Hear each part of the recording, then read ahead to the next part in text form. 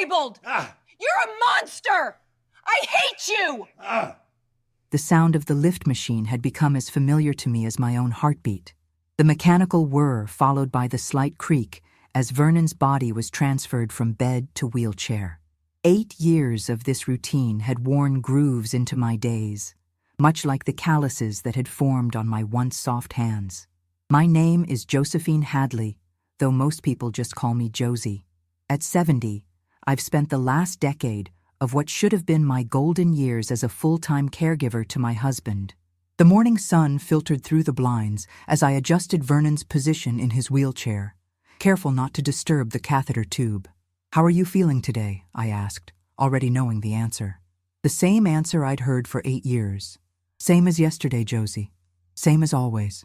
His voice carried that familiar flatness, the resignation that had settled into our lives since the accident. Vernon had been filming a documentary in the Adirondack Mountains when a sudden rockslide sent him tumbling down a steep ravine. The fall shattered his spine, leaving him paralyzed from the neck down. The doctors called it a C4 complete spinal cord injury. I called it the day my life changed forever. I wheeled him to the kitchen, where I'd already prepared his breakfast, oatmeal with honey and cinnamon, the way he liked it. My own breakfast would wait. It always did. I positioned the special spoon in my hand and began the methodical process of feeding my husband, wiping away stray drops that occasionally fell to his chin. "We have an appointment with Dr. Reyes today," I reminded him, watching his eyes for any reaction.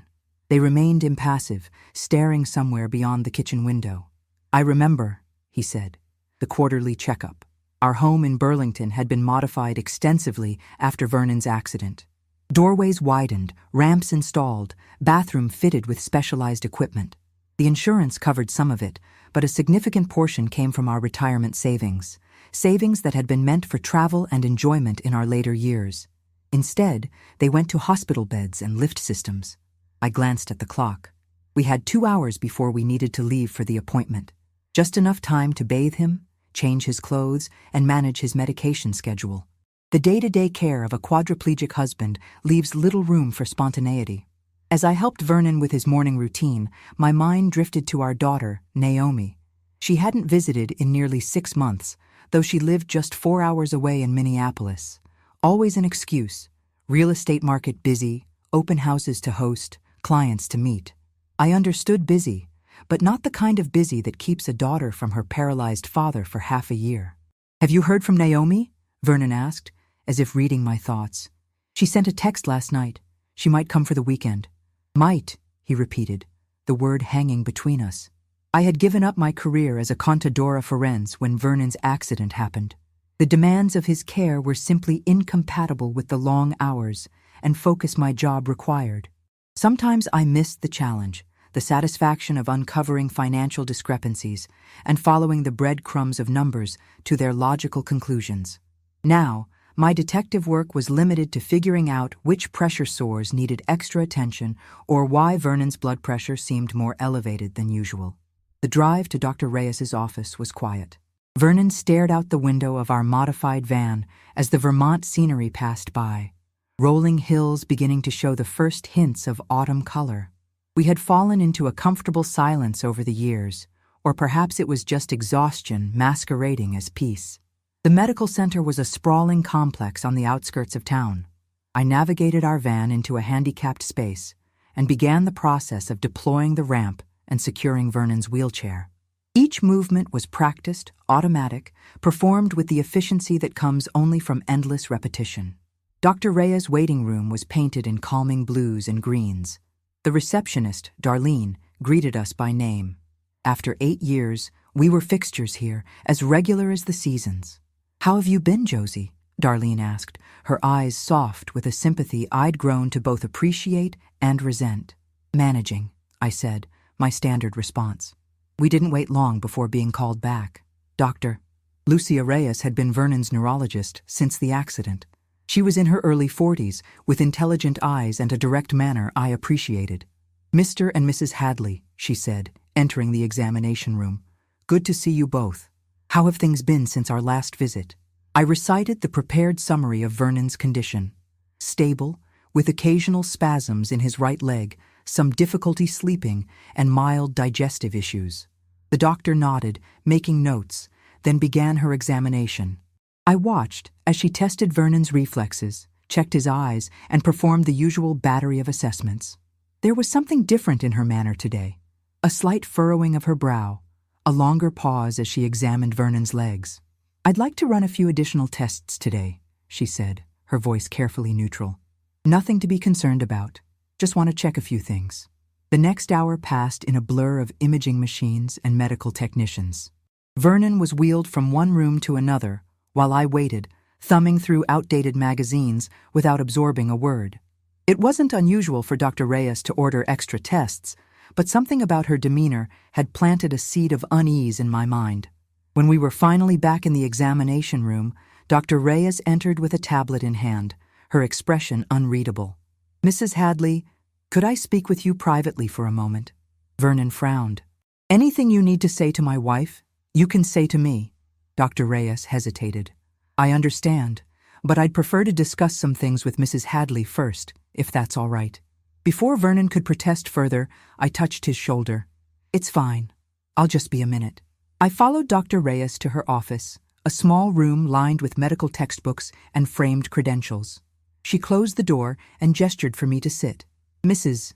Hadley, Josie, I've been Vernon's doctor for 8 years now, and in that time, I've come to respect your dedication and care."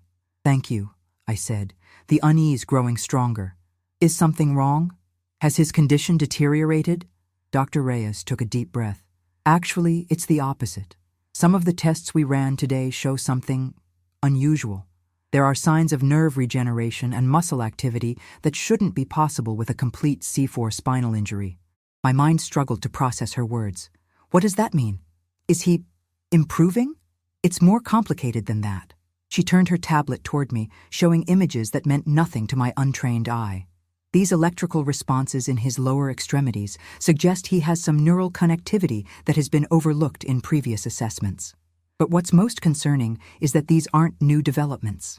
Based on the muscle tone and neural pathways, this has been the case for quite some time." The office seemed to tilt slightly. "Are you saying Vernon is getting better? That he might walk again?" "No, not exactly. What I'm saying is—" She leaned forward, her voice dropping to just above a whisper.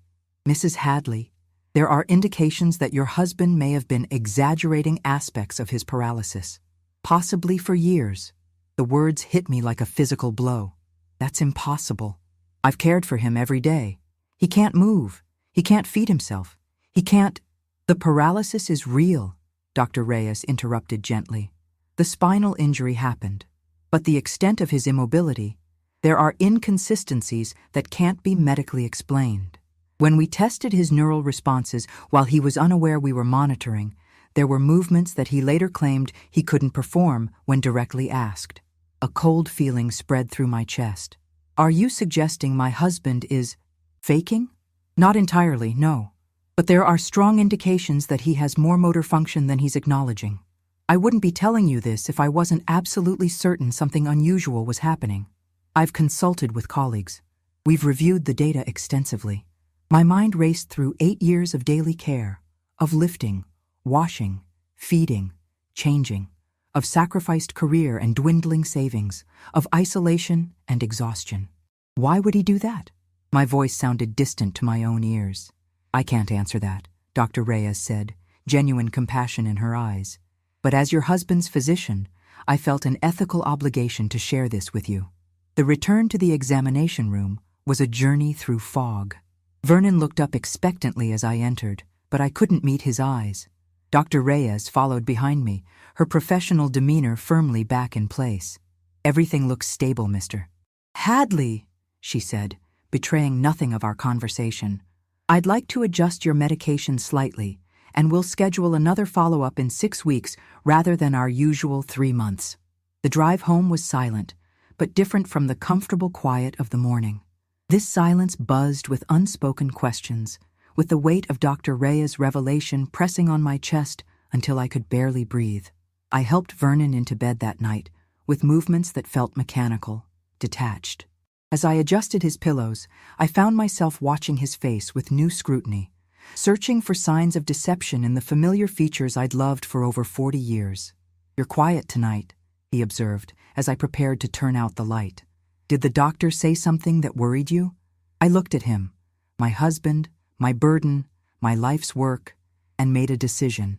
"No," I lied, "just tired." But as I lay in my separate bed across the room, sleep evading me, I knew that everything had changed. If what Dr. Reyes suggested was true, then the foundations of my existence for the past 8 years had been built on quicksand. I waited until Vernon's breathing deepened into the rhythms of sleep before slipping out of bed. In the dim light of the hallway, I retrieved my old laptop, the one I'd used during my accounting days, with specialized software still installed. If Vernon was hiding something as monumental as partial mobility, what else might he be concealing? The kitchen table became my command center as I began a methodical investigation into our finances. I had maintained general oversight of our accounts, but Vernon had retained control of certain investments and insurance policies. Now, I examined everything with the trained eye of a forensic accountant. It took until dawn, but what I discovered left me cold. Regular transfers to an account I didn't recognize, withdrawals that couldn't be explained by our medical expenses or household needs, a pattern of financial movements that suggested careful, deliberate planning. With trembling hands, I closed the laptop as the first rays of morning light filtered through the kitchen windows. In a few hours, I would need to rise, to bathe and dress, and feed the husband who had apparently been deceiving me for years. I would need to smile and pretend that my world hadn't just shattered into 1,000 jagged pieces. But first, I allowed myself a moment of pure, undiluted rage. 8 years of my life, 8 years of sacrificed dreams and endless labor. 8 years of believing I was caring for a man who truly needed me, only to discover that the extent of his helplessness might have been his cruelest fiction. I wiped away tears I hadn't realized I was shedding and straightened my shoulders. The forensic accountant in me had awakened, and she was very, very good at following money trails to their source. If Vernon was living some kind of double life, I would uncover every detail. And then I would decide what to do with the remains of my own life, the years that remained to Josephine Hadley after nearly a decade of serving a lie. The morning brought with it a strange sense of clarity. I moved through the routine of caring for Vernon with a new awareness, watching for the smallest signs of voluntary movement, the slightest indication that he was more capable than he pretended. "Is something wrong?" he asked as I helped him with breakfast. "You seem different today." I met his gaze steadily. "Just thinking about some things Dr. Reyes mentioned, about neural pathways and recovery." A flicker of something, alarm, concern, crossed his face. "She didn't mention any of that to me." "No," I said, measuring my words carefully. "I suppose she didn't." The first step in my investigation would require me to leave the house, something I rarely did for more than a quick errand. Vernon's care had been all-consuming, limiting my social life to occasional visits with my friend Muriel or brief conversations with our neighbor. "I'm thinking of having lunch with Muriel today," I said casually. "Wesley will be here for your physical therapy session, and I shouldn't be gone more than a couple of hours." Vernon frowned. "You usually stay during PT. I think Wesley can manage without me for once. And Muriel's been asking to catch up." The slight resistance Vernon showed only strengthened my resolve. How many times had I declined invitations, curtailed my own needs, to remain by his side? The memory of those sacrifices now burned with a new intensity. Muriel was surprised, but delighted by my call. We arranged to meet at a small cafe downtown, and for the first time in years, I found myself putting on makeup, choosing an outfit that wasn't selected purely for its practicality and caregiving. "You look wonderful," Muriel said when we met, her eyes widening slightly. "There's something different about you today." I managed a smile. Just needed to get out of the house. Muriel had been my friend since before Vernon's accident, one of the few who had remained constant in my increasingly isolated life. As we settled at our table, I considered confiding in her about Dr. Reyes's revelation. But something held me back. Until I had proof, until I understood the full scope of what was happening, I would keep my suspicions to myself. Instead, I steered the conversation toward casual topics, soaking in the simple pleasure of adult conversation that didn't revolve around medications and bodily functions. As we talked, I casually mentioned the account I'd discovered. I'm trying to organize our finances better, I explained. There's an account with First Vermont Bank that I'm not familiar with. Vernon must have set it up years ago. Muriel tilted her head. First Vermont? I didn't think they had branches around here anymore. Didn't they get bought out by that national chain? Did they? I feigned surprise. Maybe I'm misremembering. Where would their closest branch have been? Montpelier, I think. Before they closed. The information was a small piece of the puzzle, but valuable nonetheless. After lunch, instead of returning directly home, I drove to the library. There, using a public computer to avoid leaving an electronic trail, I researched everything I could about First Vermont Bank and its acquisition. By the time I left, I had confirmed that the bank had indeed been absorbed by a larger institution 3 years earlier. All accounts would have been transferred. Yet the mystery account showed transactions as recently as last month, still under the First Vermont name. My next stop was the former location of the Montpelier branch, now an artisanal cheese shop. The owner, an elderly man with kind eyes, had worked in the same building for over 20 years. Oh, the bank? They moved before they closed, relocated to a smaller office about 2 blocks east. Building's still there, but it's some kind of insurance office now. I thanked him and found the location, a modest brick building with frosted glass doors. The sign read, Lakeside Insurance and Financial Services. Taking a deep breath, I walked inside. The receptionist looked up with a practiced smile. Can I help you? I hope so, I said, summoning the professional confidence of my former career.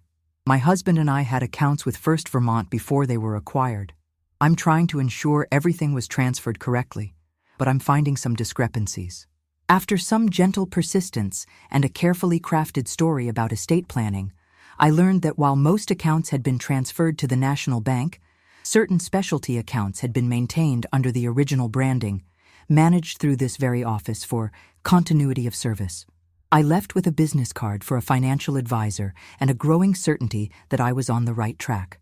Vernon had maintained a separate account hidden from me, managed through a firm that had gone to considerable lengths to maintain the appearance of being part of a defunct bank.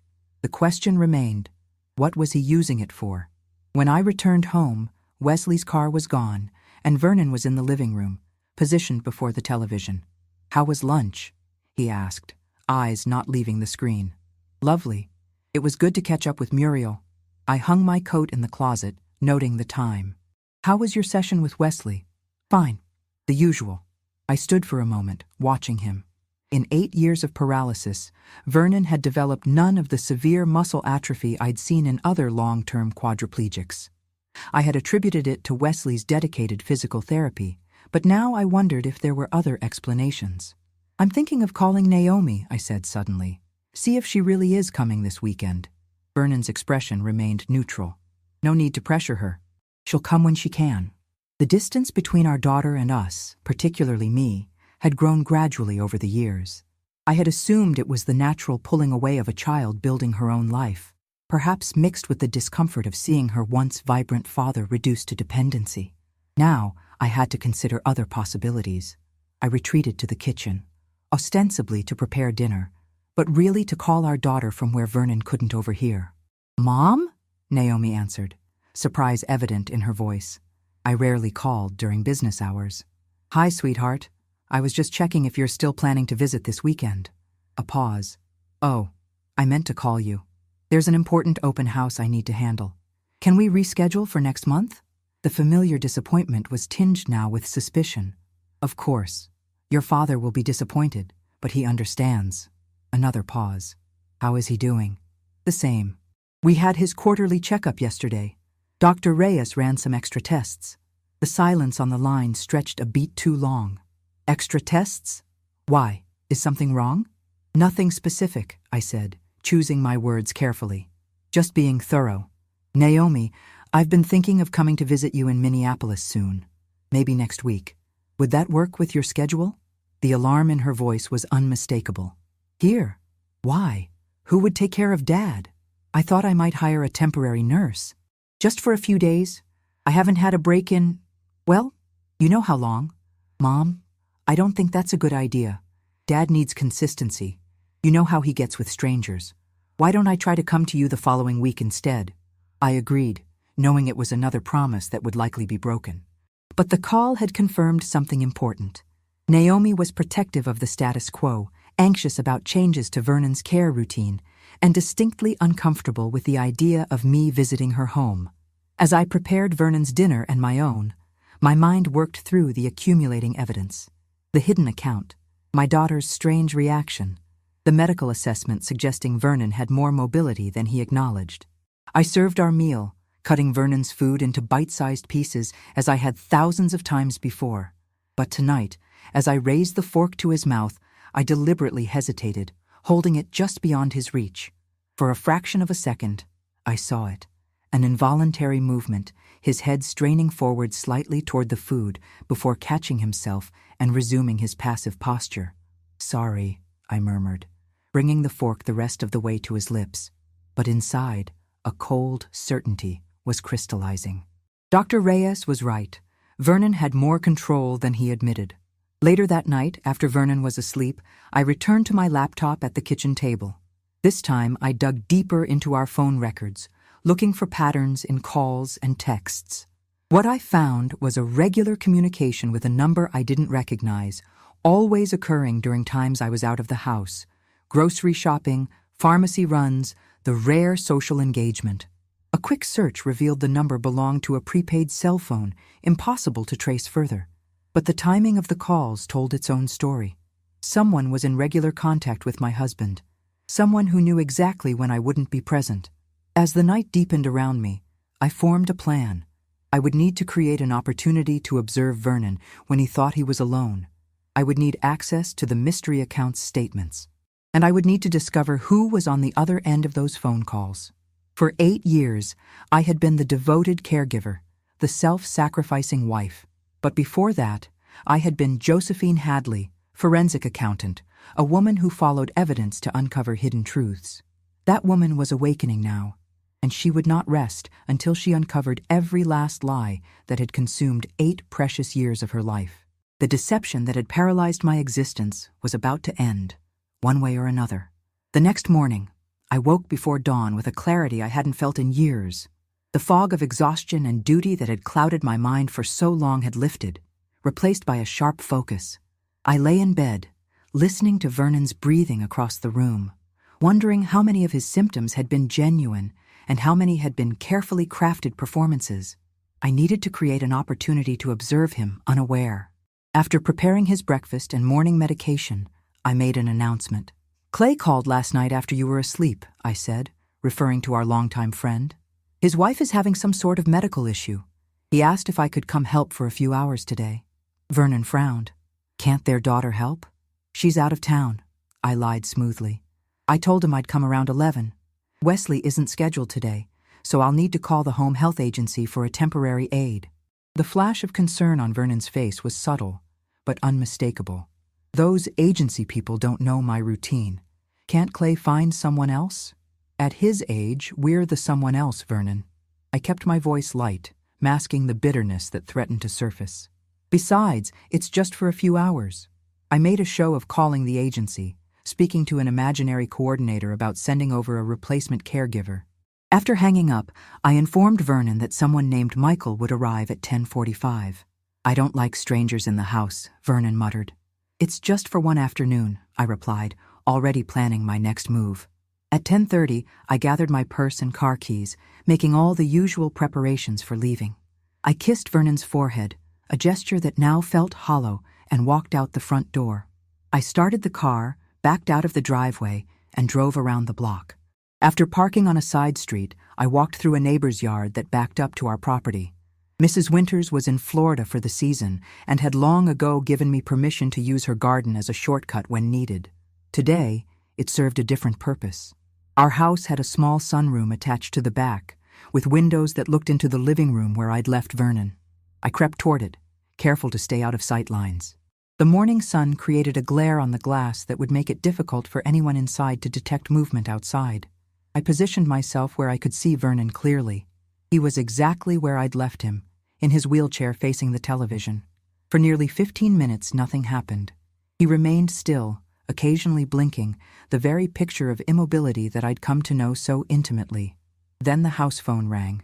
I watched, breath held, as Vernon's head turned toward the sound, a normal movement for someone with his level of paralysis. The answering machine picked up after 4 rings. A mechanical voice announced a telemarketer's call before disconnecting. Vernon remained still for another minute. Then, with deliberate slowness, his right arm, his completely paralyzed right arm, moved. The movement was stiff, limited, but unmistakable. He reached for something tucked beside his thigh. A cell phone, I realized with a shock. The prepaid phone from the mystery calls. My hand flew to my mouth to stifle a gasp as I watched my supposedly quadriplegic husband raise the phone to eye level, thumb awkwardly but effectively swiping across its screen. The movements were clearly challenging and limited, but they were voluntary and purposeful. Vernon was texting someone.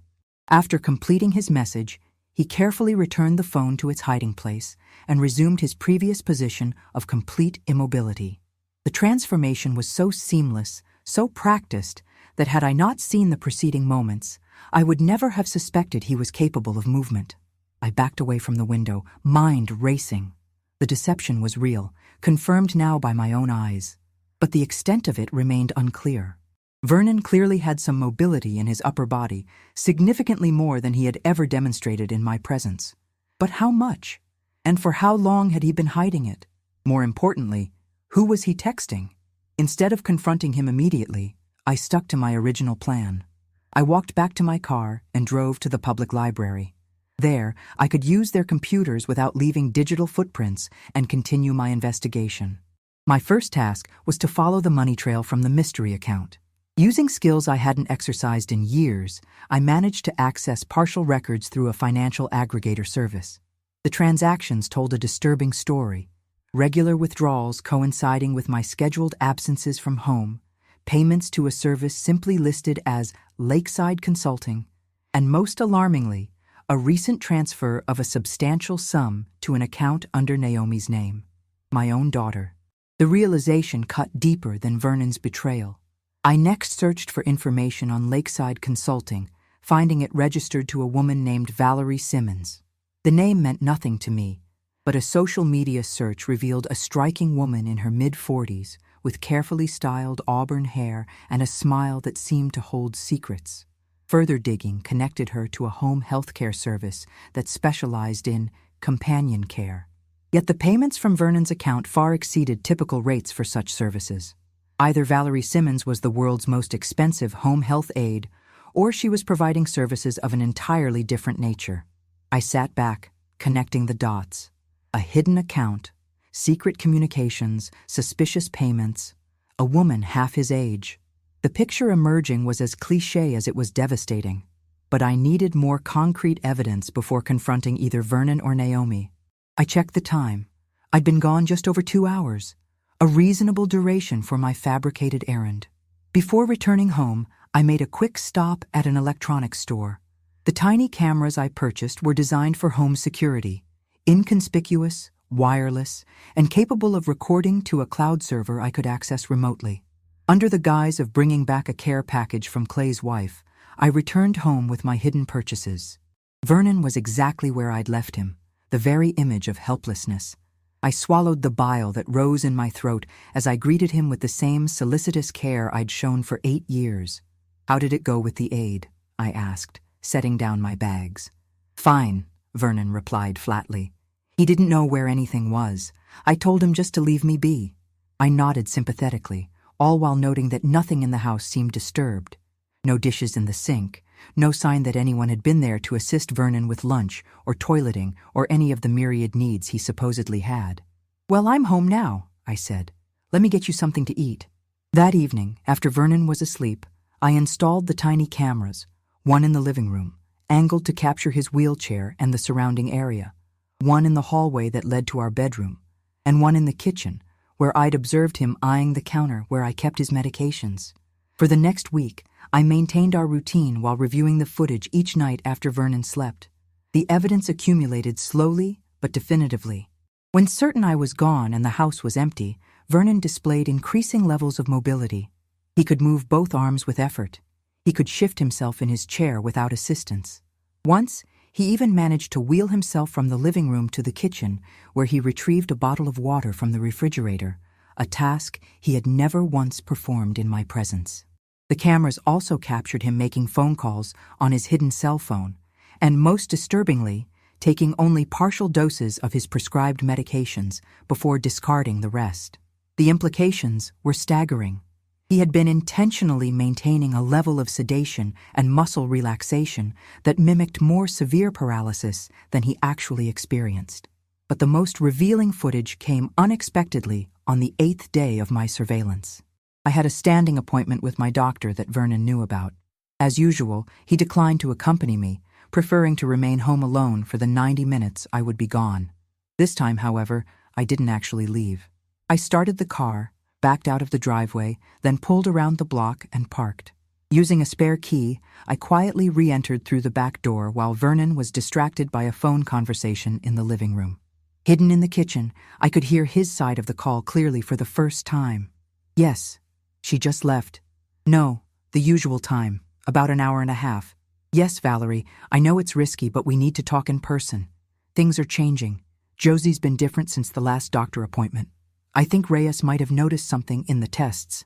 I know. There was a pause, then. Naomi's on board. The transfer went through. Yes, she'll handle that part. Look, just come over. We don't have much time.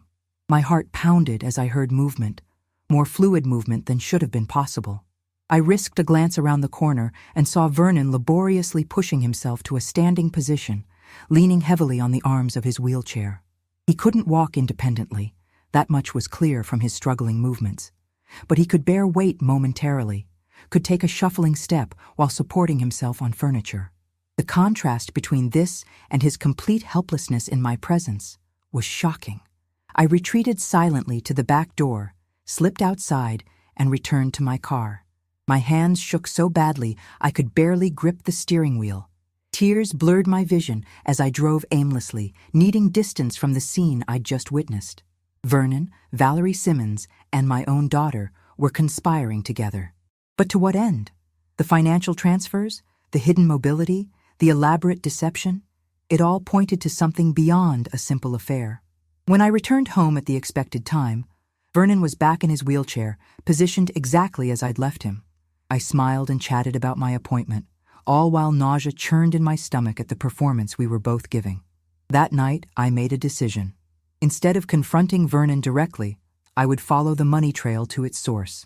The next day, I announced that I needed to drive to a specialty pharmacy 2 towns over to pick up a medication that our local pharmacy couldn't provide. It might take most of the afternoon, I explained. The pharmacist said there might be paperwork issues with the insurance. Vernon nodded, his face betraying nothing. Do what you need to do. Instead of heading to any pharmacy, I drove to Minneapolis. The 3-hour journey gave me time to organize my thoughts and plan my approach. I had Naomi's address and intended to arrive unannounced, hoping to catch her off guard. Her home was a sleek townhouse in an upscale development, reflecting a lifestyle that seemed beyond what a mid-tier real estate agent should be able to afford.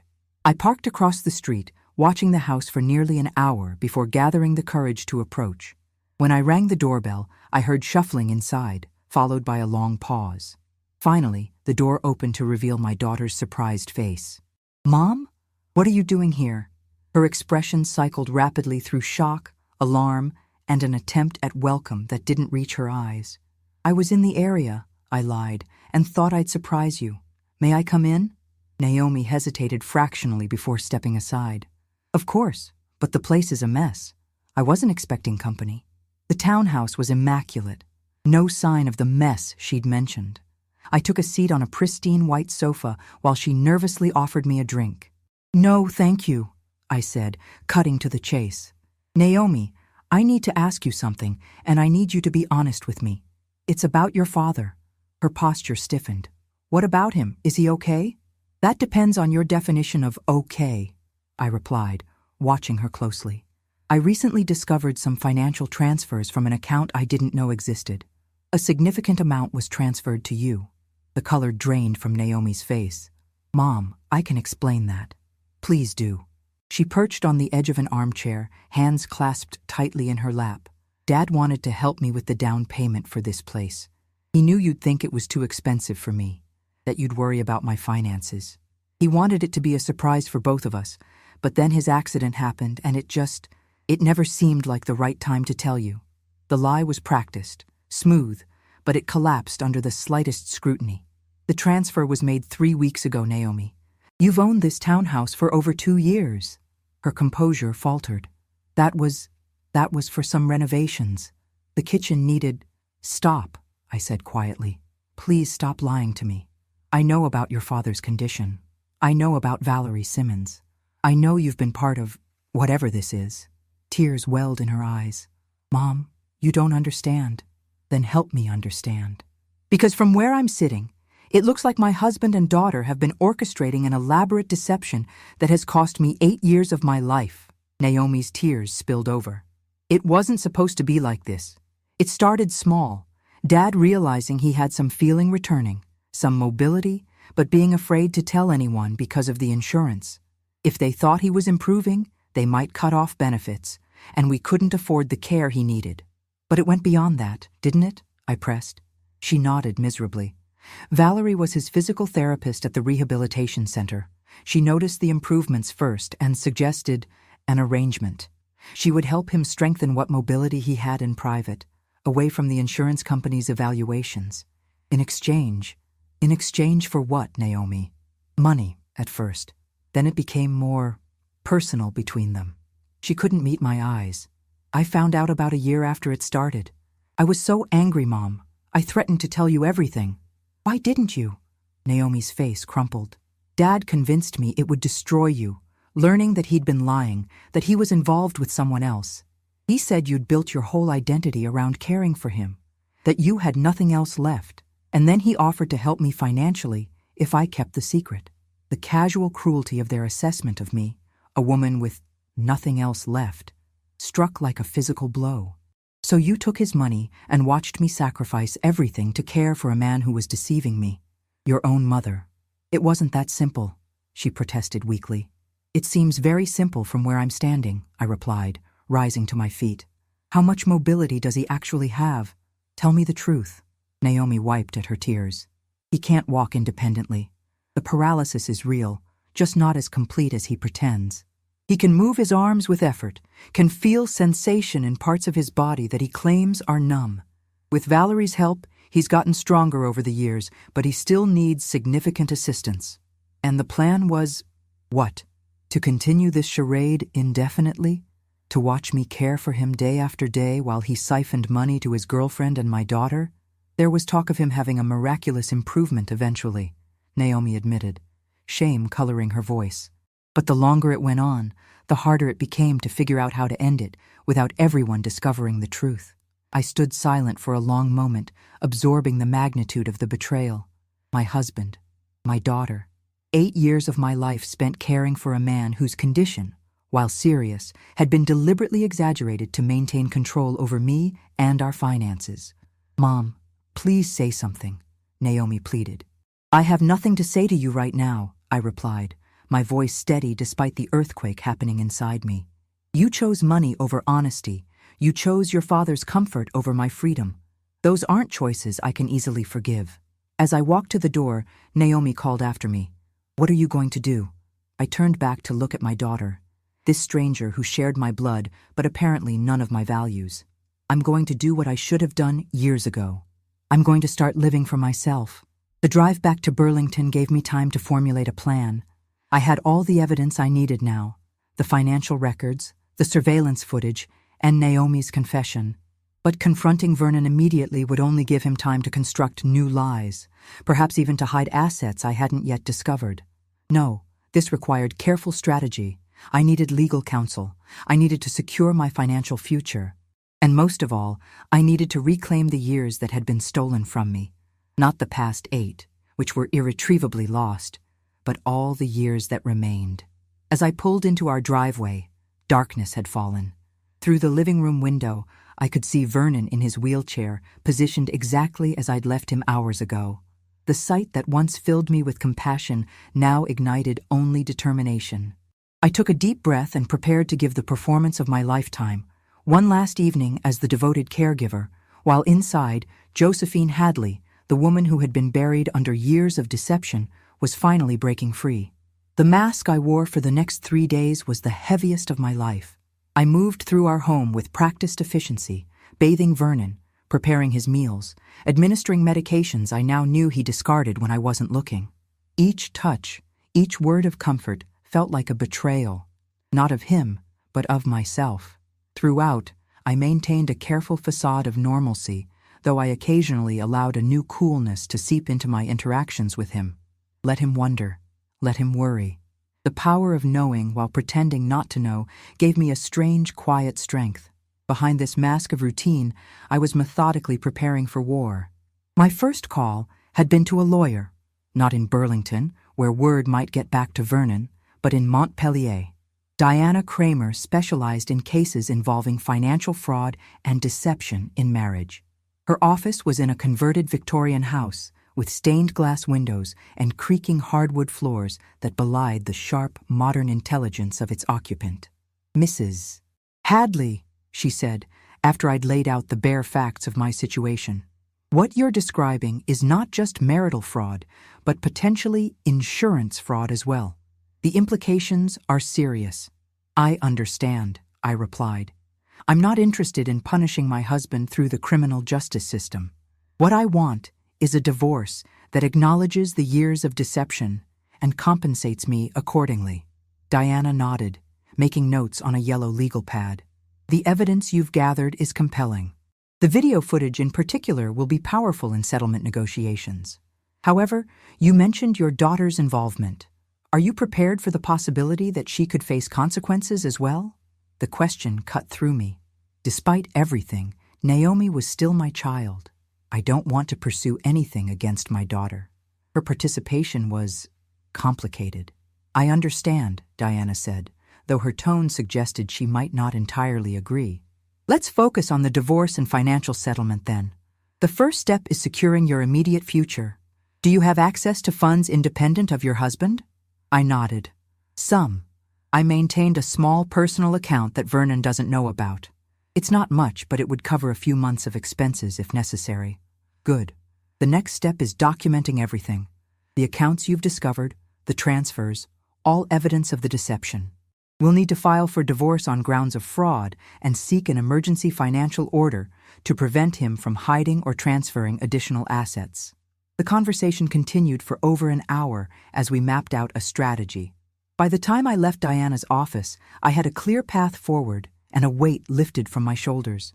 For the first time in 8 years, I was taking control of my own life. My next stop was a bank in a neighboring town where I opened a new account under my name alone. I transferred the majority of my personal savings into it, leaving just enough in my old account to avoid raising Vernon's suspicion. The third component of my preparation was finding a place to live. Through a rental agency, I secured a small apartment in a building for seniors on the opposite side of Burlington from our home. The lease wouldn't start for 3 weeks, but having it arranged gave me a destination, a physical manifestation of my impending freedom. As I drove home from these clandestine errands, I felt a buzzing energy I hadn't experienced in years. The woman I used to be, competent, independent, sharp-minded, was reawakening with each decision I made for myself. At home, Vernon noticed the change in me despite my attempts to conceal it. "You seem different lately," he commented one evening as I prepared our dinner. "More, I don't know, distant." I continued chopping vegetables, not looking up. "Do I? I haven't noticed. Is something bothering you, Josie? You know you can talk to me about anything." The audacity of his statement nearly made me laugh. Talk to him about anything? When he had orchestrated the most elaborate deception imaginable? "I'm fine, Vernon, just tired." He didn't press further, but I could feel his eyes on me, assessing, calculating. He was perceptive. He had to be to maintain his charade for so long. I would need to be careful in these final days before everything changed. That night, after Vernon was asleep, I received a text from Naomi. "Mom, please call me. We need to talk." I deleted the message without responding. Whatever justifications or explanations she wanted to offer would have to wait. I needed all my emotional energy focused on the task ahead. On the 4th day after my visit to Minneapolis, I put the final pieces of my plan into motion. I gathered the last of the evidence I needed from Vernon's hidden accounts, made copies of all relevant documents, and packed a small suitcase with essentials that I hid in the trunk of my car. Everything was prepared for the confrontation I had rehearsed countless times in my mind. That evening, I served Vernon's favorite meal, pot roast with roasted potatoes and carrots, a meal that required hours of preparation. The domesticity of the act felt appropriate, a final performance of the role I had played for so long. We ate in the dining room rather than in front of the television, another departure from routine that Vernon noted with raised eyebrows but didn't question. I even opened a bottle of red wine, pouring a glass for myself and offering one to Vernon, who rarely drank since his accident. "What's the occasion?" he asked, accepting the glass with a wariness poorly disguised as appreciation. "Does there need to be one?" I took a deliberate sip of my wine. I thought it might be nice to have a proper dinner for once. The meal progressed with stilted conversation about mundane topics. A documentary Vernon had watched, the changing leaves on the maple tree outside our window, the possibility of an early winter according to the weather reports. All the while, I gathered my strength for what was to come. As I cleared the plates and served coffee, I finally spoke the words I had been holding back for days. "I saw Naomi recently," I said, my voice steady. "In Minneapolis. We had an interesting conversation." Vernon froze, his coffee cup halfway to his lips. A series of emotions crossed his face: surprise, confusion, and finally, the first hints of alarm. "You went to Minneapolis? When?" "When I said I was going to that specialty pharmacy." I sat back down across from him, meeting his gaze directly. "It's remarkable how many tasks I've been able to complete while you thought I was running errands. Almost as remarkable as the movement you've been able to achieve while I thought you were completely paralyzed." The color drained from his face. "Josie, I don't know what you're—" "Please don't." I raised a hand to silence him. "Don't compound 8 years of lies with more lies. I know, Vernon. I know about the partial mobility you've hidden. I know about Valerie Simmons. I know about the money you've been moving through accounts I wasn't supposed to discover. I know everything." His expression shifted, calculation replacing denial. "Who told you?" "Naomi? That girl never could keep a secret." Naomi confirmed what I had already discovered on my own. I pulled out my phone and played a clip from the surveillance footage, Vernon standing briefly, supporting himself on his wheelchair arms. "But I didn't need her confirmation. I've seen the evidence with my own eyes." Vernon's jaw tightened. For a long moment he said nothing.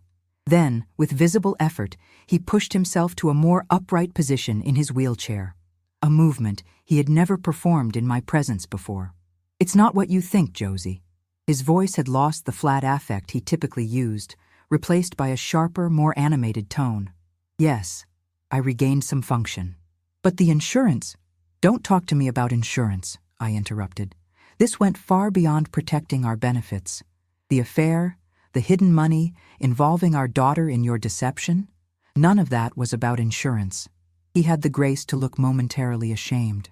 "The situation with Valerie, it developed over time. She helped me when I was at my lowest. She understood what I was going through in a way that I couldn't." I finished for him. "Because I was too busy being your full-time caregiver? Because I gave up my career, my independence, my identity to care for you?" "I never asked you to give those things up," he countered, a defensive edge creeping into his voice. "Didn't you? You accepted my sacrifices readily enough. You watched me exhaust myself caring for needs you didn't fully have. You let me believe you were completely helpless when you knew that wasn't the entire truth." Vernon sighed heavily. "What do you want from me, Josie? An apology? Yes, I should have told you when I started regaining some function. But it started so small. A twitch here, a bit of sensation there. By the time it became significant, the lie was already established. And then there were the financial considerations." "The financial considerations," I repeated flatly. "You mean the benefits you didn't want to lose. The money you wanted to funnel to your girlfriend and our daughter instead of using it to hire help that would have given me some freedom." His eyes narrowed. "You make it sound so calculated." "Wasn't it? 8 years, Vernon. 8 years of watching me put my life on hold while you secretly built another life for yourself. A new tension entered his posture. So what happens now? You've made your dramatic revelation. What do you want? Money? Your freedom? What's the price for your silence? The question revealed everything about how little he knew me after 40 years of marriage. He assumed I wanted to negotiate, to extract something from him in exchange for continuing the charade. I don't want your money, Vernon. I don't want to be paid off like Naomi or Valerie. What I want is a divorce. The word hung in the air between us, heavy with finality. A divorce, he repeated slowly. You'd throw away 40 years of marriage over this? I'm not the one who threw it away, I replied quietly. You did that when you decided that your comfort was more important than my freedom. When you watched me sacrifice everything to care for you, while you maintained a secret relationship with another woman. Vernon's expression hardened. And if I refuse, if I deny everything, it would be your word against mine, the word of a devoted husband against a wife who abandoned her vulnerable, disabled spouse.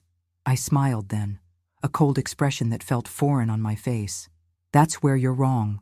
I have the video evidence. I have the financial records. I have Naomi's testimony. And most importantly, I have the determination of a woman who has nothing left to lose. For the first time, genuine fear flickered in his eyes. He had underestimated me, a mistake many had made throughout my life, but one I would no longer tolerate. My lawyer will be contacting you tomorrow, I continued, rising from the table. In the meantime, I've arranged for a home health aide to arrive in the morning. Her name is Rebecca, and unlike Valerie, she's actually qualified to provide the level of care you legitimately need. Vernon stared at me in disbelief. You're leaving? Tonight? Just like that? Just like that, I confirmed, though in truth, nothing about this decision had been sudden or simple. I've given you 8 years of my life, Vernon. I won't give you another night. I left him at the dining table and went to our bedroom where I collected the suitcase I had prepared earlier. My most treasured possessions had already been moved to a storage unit. Photo albums, my mother's jewelry, the first edition books I had collected before Vernon's accident. When I returned to the dining room, Vernon had maneuvered his wheelchair to block the front door. It was a petty, ineffective gesture that only underscored the reality of his deception. He could move independently when he chose to. We need to talk about this, Josie. You can't just walk out after 40 years. We've had 8 years to talk, Vernon. 8 years during which you chose to lie to me every single day.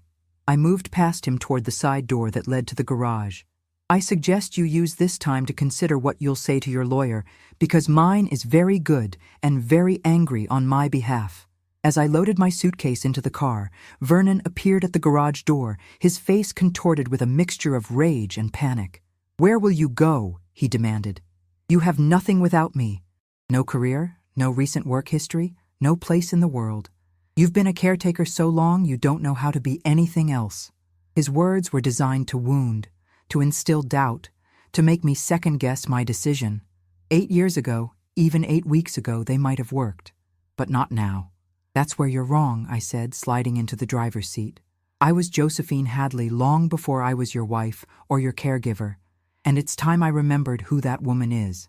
I closed the car door, started the engine, and backed out of the garage without looking back.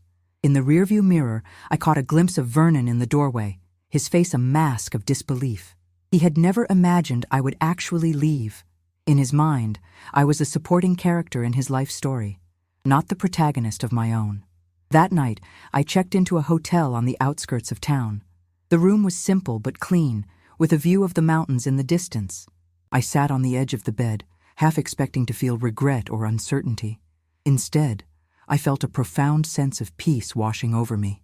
My phone buzzed repeatedly with texts and calls from Vernon, then from Naomi. I silenced it without reading their messages. Whatever they had to say could be directed to Diana Kramer from now on. Instead, I took a long shower, letting the hot water wash away the residue of deception that clung to me. I changed into a nightgown I had purchased specially for this occasion. Not the practical cotton I had worn for years, but soft silk that felt luxurious against my skin. As I slipped between the hotel sheets, exhaustion finally caught up with me. But it was a different kind of tiredness than I had become accustomed to. Not the bone-deep fatigue of endless caregiving, but the satisfying weariness that comes from standing up for oneself. Tomorrow would bring its own challenges. There would be legal battles, financial negotiations, painful conversations with Naomi, and the daunting task of rebuilding a life at 70. But for tonight, for the first time in 8 years, I would sleep as a woman who had reclaimed her autonomy, her dignity, and her future. Just before drifting off, I realized I was smiling. Vernon had been right about one thing. I had built my identity around caring for him. What he hadn't understood was that beneath that identity, the real Josephine Hadley had been waiting patiently all along, gathering strength for this moment of rebirth. The next morning dawned clear and bright, a perfect Vermont autumn day. I awoke early, momentarily disoriented by the unfamiliar surroundings, before remembering the events of the previous night. A quick check of my phone showed 17 missed calls and 29 text messages. I deleted them all without reading them, and blocked both Vernon's and Naomi's numbers. My first call was to Diana Kramer, confirming that everything was proceeding as planned. She had already filed the divorce papers and the emergency financial order to freeze Vernon's assets. "He'll be served this morning," she assured me. "I've also arranged for a forensic accountant to begin reviewing all the financial records you provided. Based on a preliminary assessment, we have a strong case for financial fraud." "Thank you," I said, feeling a weight lift from my shoulders. "What should I do now?" "Focus on establishing your new life," Diana advised. "Document any contact or harassment from Vernon or anyone acting on his behalf, but don't engage directly. Everything should go through me." My next call was to Clay Everett, the one friend I felt I could trust with the truth. Clay had known Vernon and me since before our marriage, had been there through the good times and the aftermath of the accident. "Josie," he answered, his voice warm with affection. "How are you? How's Vernon doing?" "That's actually why I'm calling, Clay. There's something I need to tell you." I explained the situation as succinctly as possible, leaving out the most painful details, but ensuring he understood the essence of Vernon's deception. Clay's stunned silence spoke volumes. When he finally responded, his voice was tight with controlled anger. "That son of a bitch. Josie, I had no idea. None of us did." "I know. Where are you staying? Do you need anything? Muriel and I have the guest room made up. You could come stay with us as long as you need." His immediate offer of support brought tears to my eyes, the first I had allowed myself since discovering Vernon's betrayal. "Thank you, Clay. I'm at a hotel for now, but I've leased an apartment that will be ready in a few weeks. What I need most is just a friend who knows the truth." "You've got that, and more," Clay assured me. "Muriel will want to help too. You're not alone in this, Josie, not by a long shot." After hanging up, I sat on the edge of the hotel bed and took a deep breath. The path ahead was uncertain, but for the first time in years it was mine to determine. At 70, most women were settled into the rhythm of their lives, not starting over, but perhaps that made this second chance all the more precious. My phone rang again, an unfamiliar number this time. I answered cautiously. "Mrs. Hadley? This is Rebecca Chen from Home Health Associates. I'm outside your house for my scheduled shift with Mr. Hadley, but no one is answering the door." I had almost forgotten about the home health aide I had arranged for Vernon. "I'm sorry, Rebecca. There's been a change in circumstances. Mr. Hadley is home, but he may be uncooperative. If he refuses to let you in, please don't take it personally. You can bill for the full day regardless." After addressing this final loose end, I gathered my few belongings and checked out of the hotel. The day stretched before me, empty of responsibilities toward Vernon for the first time in 8 years. The sensation was dizzying, almost overwhelming in its freedom. I decided to begin with breakfast. Not a hastily consumed piece of toast eaten while preparing Vernon's more elaborate meal, but a proper breakfast at a cafe where someone else would cook and serve and clean up afterward. Such a simple pleasure, yet it felt revolutionary. As I sat in the sunlit cafe, savoring each bite of my omelet, I opened my notebook and began to make a list. Not of tasks related to Vernon's care, but of things I wanted to do for myself in the days and weeks ahead. 1. Visit the library and get a new card. 2. Call the community college about continuing education classes. 3. Buy new clothes that aren't selected for ease of caregiving. 4. Contact old colleagues from my accounting days. 5. See a movie in an actual theater. The list grew, each item a small act of reclamation. By the time I finished my coffee, I had filled an entire page with possibilities, not grand adventures or dramatic gestures, but the simple components of an ordinary life that had been denied to me for too long. Outside the cafe, the autumn air was crisp and invigorating. I stood on the sidewalk for a moment, orienting myself in this familiar town that suddenly felt new. Then I squared my shoulders and took my first steps toward the library, toward the future, toward becoming Josephine Hadley once again. 6 months passed like the turning of seasons, each day bringing small victories and quiet revelations. My apartment became a sanctuary, modest but entirely mine. I arranged the furniture to suit only my preferences, filled bookshelves with volumes I'd longed to read, and hung art that spoke to my soul rather than matching a shared aesthetic. The divorce proceedings progressed with the glacial pace of legal matters. Vernon hired an expensive attorney who tried every tactic to minimize his culpability. But the evidence was overwhelming. The video footage of his hidden mobility, the financial records documenting years of deception. And most damning, Valerie Simmons herself turned against him when she realized the full extent of his manipulations. She contacted my lawyer voluntarily, providing a sworn statement detailing their arrangement. It had indeed begun as professional physical therapy, evolving into a romantic relationship as Vernon regained limited function. But according to Valerie, Vernon had misled her as well, claiming I knew about his improvements and preferred to maintain our caregiver-dependent dynamic for financial benefits. The betrayal had layers I was still discovering. Naomi eventually came to see me at my apartment, her face drawn with shame and regret. I allowed her inside but maintained an emotional distance that felt necessary for my self-preservation. "I should have told you years ago," she admitted, perched awkwardly on the edge of my sofa. "I justified it by telling myself Dad was right, that you'd built your identity around being his caregiver and wouldn't know what to do without that role." "And now?" I asked, genuinely curious about her perception. She gestured around my apartment, at the easel by the window where I'd begun painting again, at the accounting textbooks on the coffee table marking my recertification studies. "Now I see I never really knew you at all." Our relationship remained fragile, fractured by her betrayal, but not irreparably broken. Time might heal what confrontation could not. The settlement, when it finally came, was more favorable than I had dared hope. Vermont's courts took a dim view of Vernon's deception, awarding me the majority of our assets plus additional compensation for what the judge termed extraordinary marital fraud. I would never be wealthy, but I would be secure, free to build whatever life I chose with the years remaining to me. Vernon attempted to contact me several times after the settlement, sending letters filled with justifications thinly disguised as apologies. I returned them unopened. Some betrayals transcend forgiveness, not from bitterness, but from a clear-eyed recognition that the relationship was built on fundamental dishonesty. What he wanted, absolution perhaps, or a continued connection, was not mine to give. I focused instead on reconstruction. At 70, I didn't have decades to rebuild, which made each day more precious, each choice more significant. I joined a book club at the library, finding unexpected pleasure in literary discussions with women who knew nothing of my past. I enrolled in accounting refresher courses, my mind awakening like a garden after winter as I engaged with numbers and analyses again.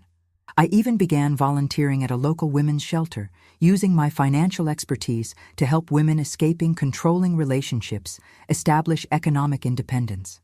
Clay and Muriel remained steadfast friends, inviting me to dinner parties where, gradually, I learned to participate in social conversations again without automatically checking to see if Vernon needed anything. 1 year to the day after I walked out of my former home, I treated myself to dinner at the most expensive restaurant in Burlington. I dressed carefully in clothing I had selected purely for beauty rather than practicality. A silk blouse in deep teal, tailored black pants, and a necklace of silver and amber I had purchased with my first consulting check. The maitre d' raised an eyebrow when I requested a table for one, but I had long since ceased to care about others' perceptions of solitary women. I ordered a glass of champagne and the chef's tasting menu, savoring each course with the focused appreciation of someone who understands that pleasure is never guaranteed. As I lingered over dessert, a perfect chocolate soufflé, I reflected on the woman I had been 1 year earlier. Exhausted, diminished, existing rather than living. The transformation was not miraculous, but methodical, built on daily choices to value myself after years of systematic erasure. Vernon's betrayal had wounded me deeply, but it had also freed me from a life of false obligation. In trying to control me through deception, he had inadvertently given me the push I needed to reclaim my independence. The waiter brought my check with a sympathetic smile, clearly assuming I'd been stood up or abandoned. I signed the receipt with a generous tip and a private smile of my own. I wasn't abandoned, I was liberated. Outside, the Vermont night was clear and cold, stars pricking the darkness above. I stood for a moment on the sidewalk, breathing in the crisp air, feeling its vital chill in my lungs. At 71, I had fewer years ahead than behind, but for the first time in decades, those years belonged entirely to me. I walked home through quiet streets, my pace unhurried, but purposeful. There was no one waiting for my return, no one whose needs superseded my own. The solitude felt not like loneliness, but like possibility, open-ended and luminous with potential. This was not the life I had expected. It was better. It was mine. If you've ever felt trapped in a life that wasn't meant for you, please subscribe to hear more stories of women who found their strength later in life. Don't forget to hit that like button and share with someone who might need to hear that it's never too late to start over.